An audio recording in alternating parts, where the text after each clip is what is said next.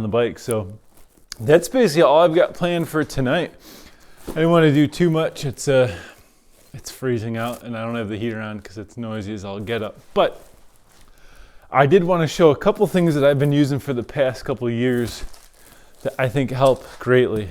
So if you're like me and spend way more time on a keyboard instead of riding, I saw this tip a long while back about using chamois butter on your hands. So this is what bicyclists put on their butt and all that stuff to keep from getting all chafed and monkey butted when they're riding.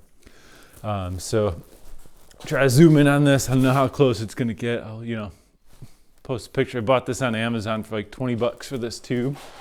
But I go ahead and slather this stuff on my hands before a race or ride where I know I'm gonna get kind of aggressive, because I'll take these gloves off. And these actually still have like tape stuck in them, which I'll get in that in a second here. But so I normally end up getting nasty calluses right here, obviously in the thumb, right here, and then a bit here, and then this hand I get again on the outside of the palm. And what I found is when I grip the handlebars as I ride, I kind of wrap on the outsides. I don't have full wraps on this bike, and I don't like full wraps just for the sake of how I wrap my hands when I'm holding the throttle and everything. I think from my trials background, it's just kind of how I move around on the bike.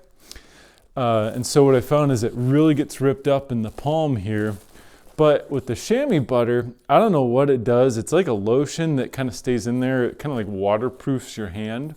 But it seems like it adds this nice buffer that, if my hand does sweat, it moves it away from the skin and then it moves out into the glove and, dries off from riding or whatever. So that was really helpful. And then the other one was this 3M transport tape.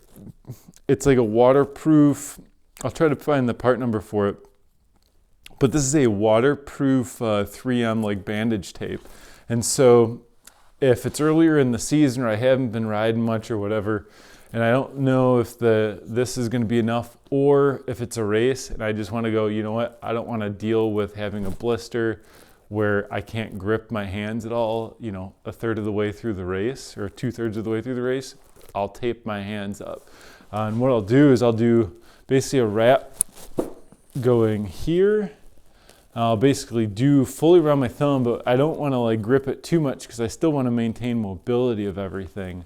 And that's kind of key, because if you lose that normal feel, you're not gonna like it at all. So I'll just do a loop through here, maybe one going this way. Basically in the areas that I know generally get tender, I'll do that on both hands, and then even like around the pads here until I get calluses built up.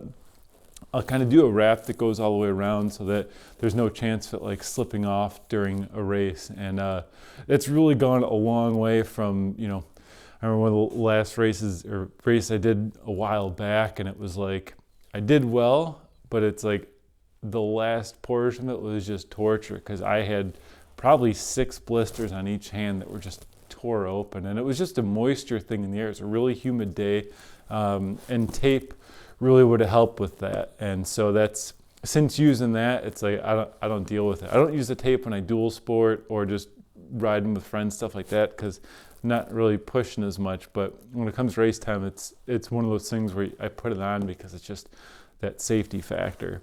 Then the other thing that I always ride with, and it shocks me how many people don't use these, but I always ride with earplugs. I've been drumming since I was in 4th grade, and I always valued being able to hear everything.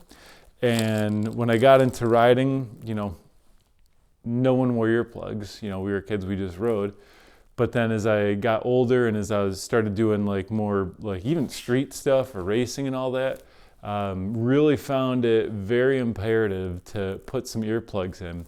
And it seems kind of counterintuitive, like, oh, well, you want to hear the engine and all this and that. And I would argue you actually hear the engine and what's going on better, because you're filtering out these really high noises, and it allows you to focus. And what you don't realize that you're getting when you're not wearing earplugs is noise fatigue.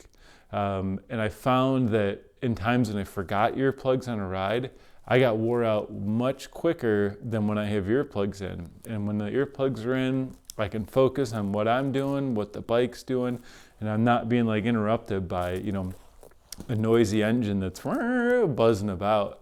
So that is something that I would advise anyone to find. I use little foamy disposables just because they're the easiest to do. For street riding, I've got some simple rubbery plug-in ones. I think Surefires or something like that.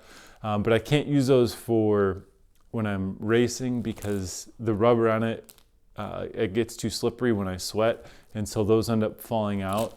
However, the foamies for me are really key. So these were just some I picked up at the grocery store when I ran out.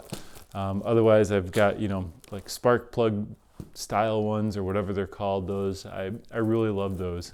They're soft in the ear. I can literally wear them all day, and it just makes you feel way better when you're riding. So chamois butter, tape, and earplugs. So that's my little tip thing for the day. So we'll be back in about a week or so. We're going down to the indoor on Wednesday, and so I hope everyone has a great week here. Any questions, feedback on this stuff, or want to cuss me out for anything I posted before, feel free, like, comment, subscribe.